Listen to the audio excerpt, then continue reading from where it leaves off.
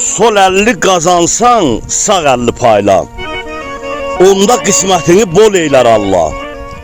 Quşu qəfəsdən aç, balığı tordan. Sənə də dar gündə yol eylər Allah.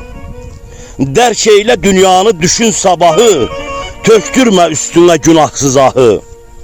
Kərəmsiz ağanı, zülümkar şahı. Nə zaman istəsə qul eylər Allah. Unutma dediyim başına gəlsə.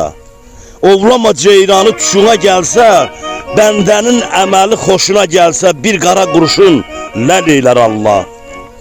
Kamil, dörd yanın bulaq olsa da, barunma söyüddən saçaq olsa da, qırılın dağ boyda qalaq olsa da, qəzəbi tutanda kül eylər Allah. Sol əlli qazansan, sağ əlli payla, onda qismətin bol eylər Allah. Quşu qəfəsdən aç, balığı tordan, sənə də dar gündə yol eylər Allah. Sənə də dar gündə yol eylər Allah. Kamil Təbib.